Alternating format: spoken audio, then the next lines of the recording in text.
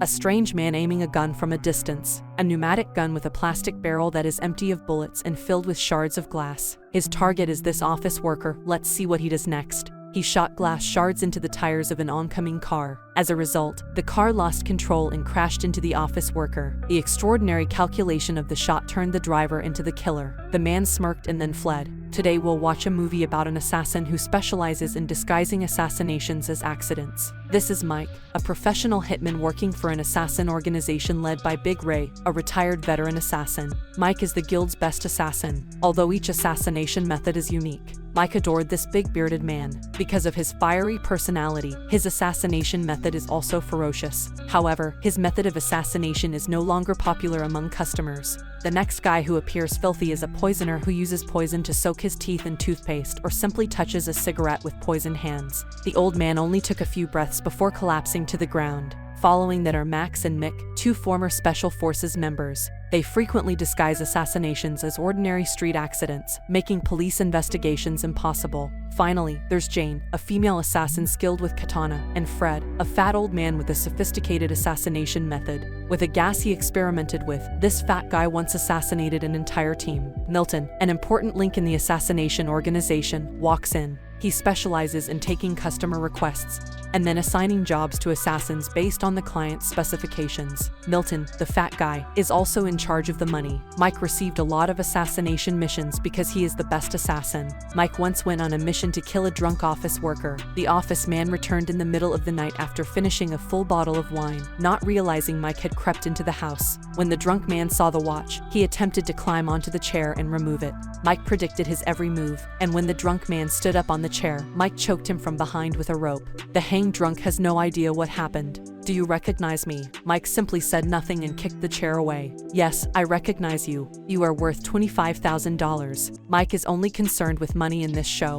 Mike doesn't care whether the person is good or bad. As long as money is involved, Mike will accept the mission. Mike returned after the assassination was over, taking a photo as evidence. Mike was then tasked with assassinating an entire rock band. He simply went inside quietly, acting as an audience member and chilling as the band played their final show. Mike flips a glass of water to the power supply because the band's power supply line is exposed. The band was singing with their electronic equipment when they were electrocuted. The audience was perplexed and had no idea what was going on. Mike will find a way to relax after each such assassination. He didn't do anything fancy, but simply went to a pub. He then gives the two security guards money to go somewhere else. Going inside, Mike noticed a gang of uncivilized thug harassing a sexy lady. Mike's simping blood was then boiled. He did not hesitate to attack them one by one. The thugs rushed toward Mike, despite their inferior fighting skills. Mike then unleashes the full force of his badass ability on the thugs. Despite having the ability to fight and assassinate professionally, Mike was once a bullied young man. The typical main character trauma flashback. A group of teenagers is chasing young Mike in this scene. They proceeded to bully him and force Mike to throw up his lunch money. But how can Mike afford to pay them all day with the little money he makes selling newspapers? He once caught a middle-aged man breaking into someone's house while carrying a gas cylinder, but he was not a gas employee. A house exploded seconds after the man entered it. Nothing happened when the man went outside. Mike, intrigued, followed. For weeks, I followed this man and discovered that he was an assassin who took money for assassination and then staged everything as an accident. Big Ray, it turns out. Mike tracked him down, pulled out the clip, and forced Big Ray to teach him his trade. He claimed that he had been bullied so much that he wanted to kill the leader, but did not want to go to jail. Mike's determination is evident, as are his stealth abilities. It's only a matter of time before Mike turns into a professional assassin. Big Ray warned Mike that it was possible to accidentally kill the other guy. Mike crept into the house when the guy wasn't looking, stuck a piece of money on the antenna, and then hid under the blankets. Without a doubt, the guy returned. When he reached for the bill, Mike jumped out of the blankets and pushed him down, causing him to fall. Mike was overjoyed after this incident, but his assassination skills remained rudimentary. Big Ray has captured the image of him pushing the guy below. Mike will need to put in more practice time if he wants to become a badass. Big Ray then instructs him in all of his abilities. Big Ray teaches everything as if he were Mike's father, from gun blazing to staging an assassination that appears to be an accident. Mike has spent so much time in the organization that he is now a top-tier assassin. Milton once assigned him to assassinate a young accountant named Root, and the client paid him twice as much to kill him as quickly as possible. Mike accepted the mission without hesitation. He used a pneumatic shotgun with a glass-filled barrel. Mike kept a close eye on Root, and waited for a car to pass at the right angle. When the car arrived, he immediately opened fire, shooting glass fragments into the car's tire, causing the tire to deflect. The car turned and hit Root, killing him in what appeared to be an accident. Mike simply smirked and walked away, while his brother drove away in terror, believing he had just killed someone. That night, Milton called Mike and told him to go to the street where the client had promised to pay him for killing Root. Mike arrived late and was ambushed by another assassin. The armature assassin attempted to use various martial arts, but was repeatedly defeated by Mike. You could shoot down from a high building or use dynamite to blow up the area as soon as I arrive, but instead you rush in and shoot like a thug. What a disgrace to the assassin trade.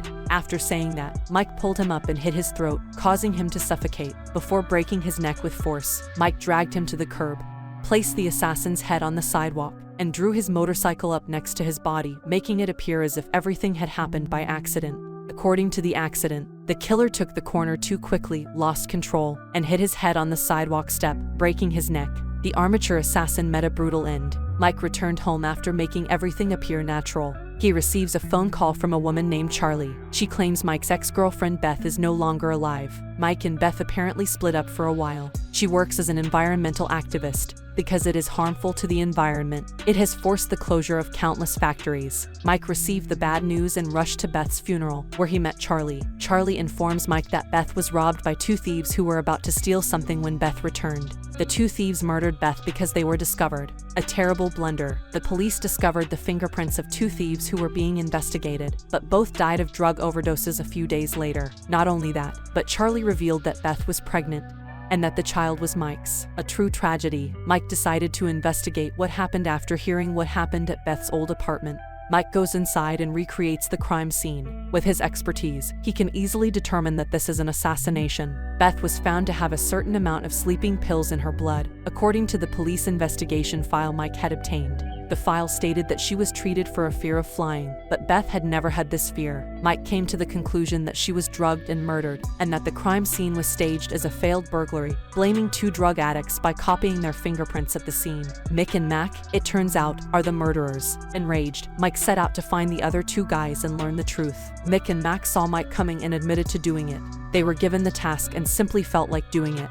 They argue that because Beth and Mike have already severed ties, they can do whatever they want. However, Beth is still pregnant, which Mick and Mac are unaware of. The two of them then brushed Mike aside, telling him to go home because it was all business. Mike rushed to attack first, enraged by their attitude. Fighting two former Special Forces members alone is nearly impossible, but Mike uses his badass assassin skills and the power of plot armor to overpower them. Mike's attacks became extremely powerful as a result of the attacks being launched extremely quickly and fiercely, as well as the training and assassination sessions. He elbowed and threw Mac back, then punched Mick in the stomach and face before delivering a 360 midair kick to Mick's face. Mike then goes to Charlie and informs her that Beth has been murdered and requests information about Beth. Charlie claims that Beth has a hard drive containing vital information, with a backup at her parents' home. Just then, the guild's bearded assassin arrived. Someone had sent him to kill Charlie. The bearded man is a fiery character. When he activates his fury mode, the bearded man begins chopping mindlessly. Charlie stabbed the bearded man in the shoulder with a knife while the bearded man was distracted, but he used his raw strength to counterattack.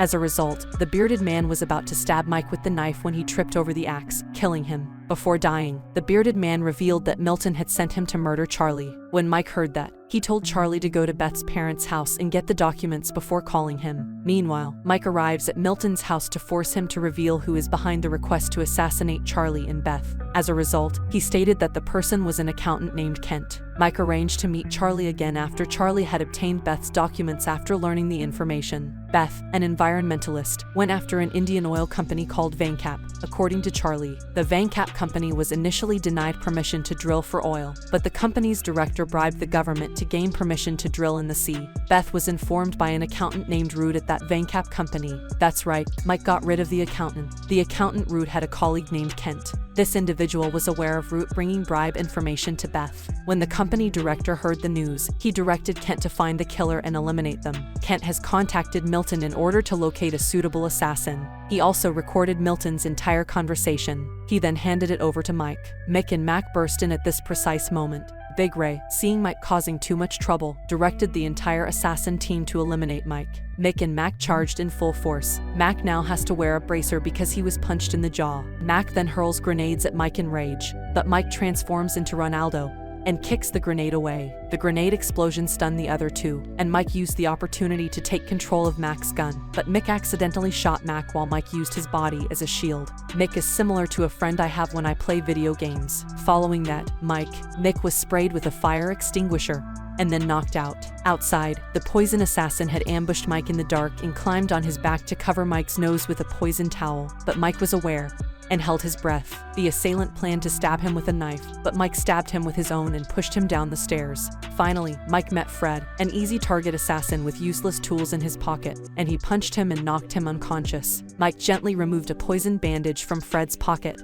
and walked away. Mike then visits the Vancap company's director and meets a female assassin who specialized in katana. Big Ray sent her here to safeguard the elderly director. It was difficult at first since the female assassin was incredibly agile, with skills comparable to Mike's, but due to her lesser strength, she was quickly knocked over by Mike through the door. The director threw a katana to the female assassin, who struck frantically with her powerful weapon. Mike ducked smoothly and then attempted to utilize the lamp, but it was ineffective. He then used a suitcase, but was cut in half. As a result of the female assassin's reckless slash, Mike counterattacked and stole the sword to stab her. Plot armor once more. Then he went to the director and tried to bribe Mike with money, but he did not gain permission. Mike then sliced the Indian guy in the head. Mike returns to Big Ray, and, much to Big Ray's chagrin, plays the recording. They discovered in the video that Kent had followed the director's orders and hired Milton to eliminate 3 people: his accountant brother Root, Mike's ex-lover Beth, and ultimately Charlie. He stated that he needed a single assassin to eliminate the other 3, and that after eliminating 3 of them, he would also eliminate the assassin to conceal the clues. They will pay 3 times the amount. As a result, Milton, who was desperate for money, sent Mike to kill his brother Root first, but knowing Mike would not kill Beth, he dispatched a young assassin to kill Mike, then assigned the others the task of killing Beth and Charlie. What a brilliant move. How does Milton think this will end if he hires a group of inexperienced assassins to kill a professional assassin and then murders his wife? Milton was assaulted and injured by Big Ray once everything was exposed. Serve him correctly. Mike then passed him the poison bandage, but Milton was unaware, and he died a few minutes later. Everything is evident, and although Big Ray knows the truth, he is also furious since Mike destroyed the assassin organization with the assassin he raised. Finally, he let Mike go but severed all relations with him. The film concludes.